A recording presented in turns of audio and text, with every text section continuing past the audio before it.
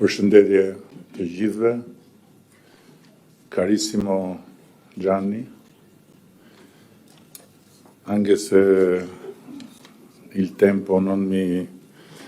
dà tutta la possibilità di esprimere tutto quello che vorrei oggi perché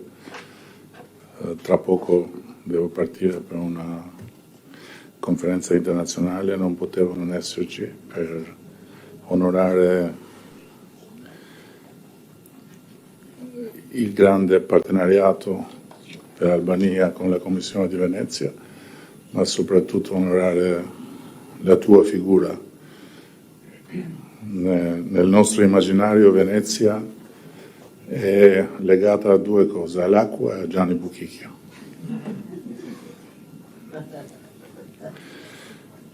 Shumë faleminderit për praninë dhe për organizimin e kësaj konference lidhur me një institucion i cili e ka shoqëruar në vimësi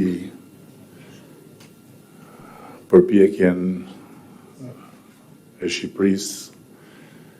për t'u demokratizuar dhe për t'u transformuar nga një vend i sapo dalë prej diktaturës në një vend që synon të ulet në tryezën e Bashkimit Evropian. Dhe simbolikisht mund thuhet se Komisioni i Venecias dhe demokracia shqiptare janë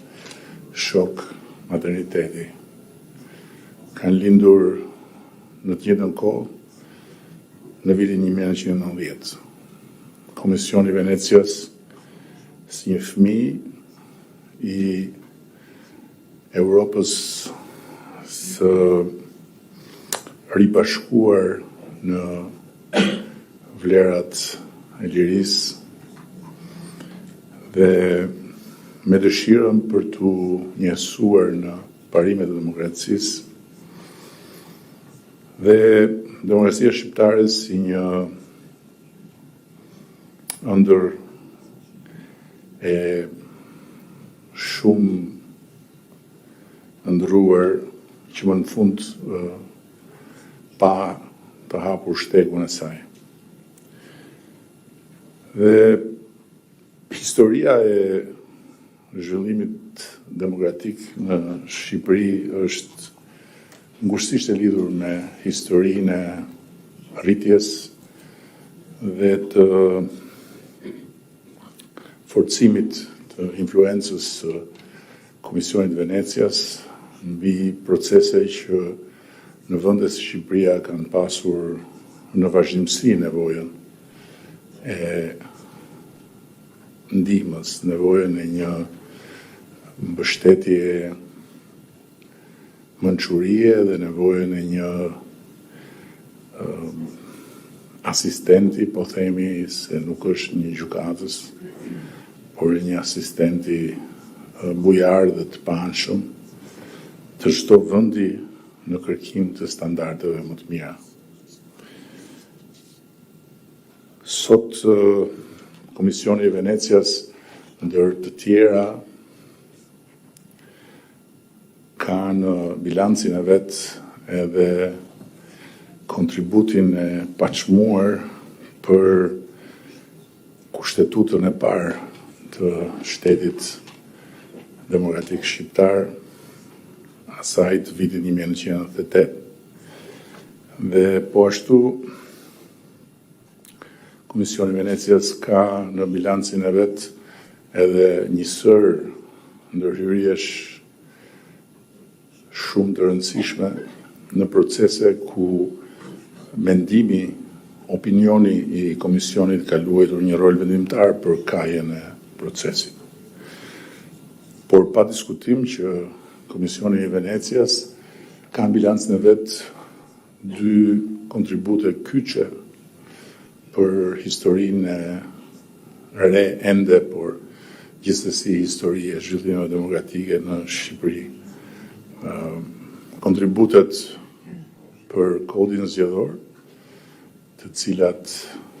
kanë mbështetur thelbësisht përmirësimin e këtij kodi dhe kanë forcuar garancinë e standardeve demokratike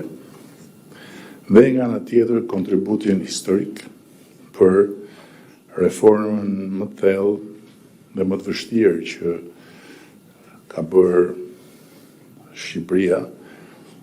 reformën në drejtësi, ku Komisioni ka qenë një bashkëpunëtar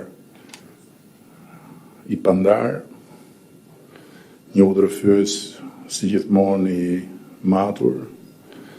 dhe një autoritet që na ka ndihmuar të ruajmë gjatë gjithë kohës busullën dhe të orientohemi gjatë gjithë kohës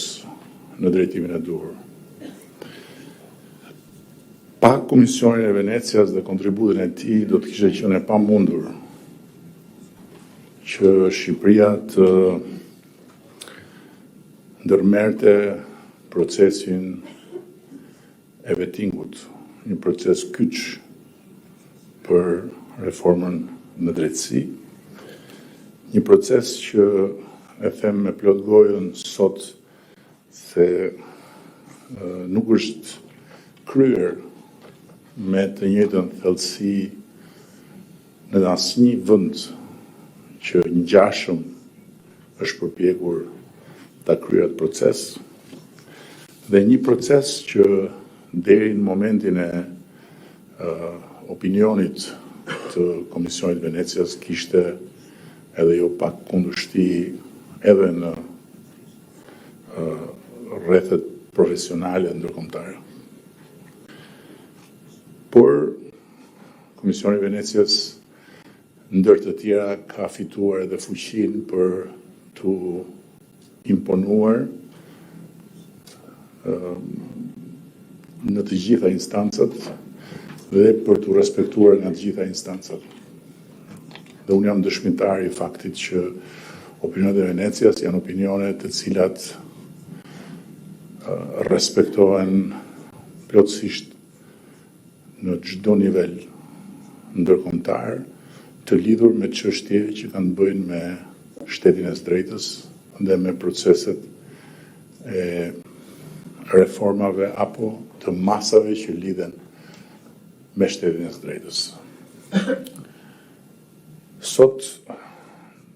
nuk është thjesht e vetëm 35 vjetori i Komisionit të Venecias që ne celebrojmë këtu në Shqipëri, por është edhe një përvjetor tjetër që ka një përkim sa të rastishëm aq edhe kuptim plot me përvjetorin e 35 Komisionit Venecias, që është 30 vjetori i anëtarësimit të Shqipërisë në Këshillin e Evropës.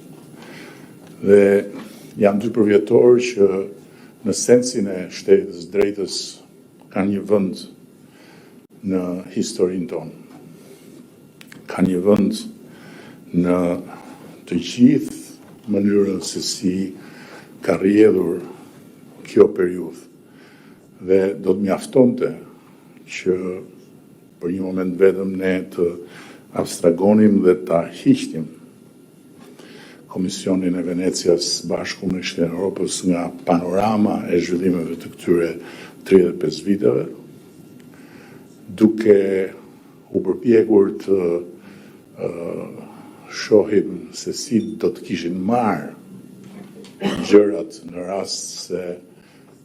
opinionet e Komisionit Venecias nuk do ishin qenë të pranishme në këto 35 vite dhe në rast se Shqipëria nuk do të ishte anëtare e Këshillit të Evropës, për të kuptuar thellësinë e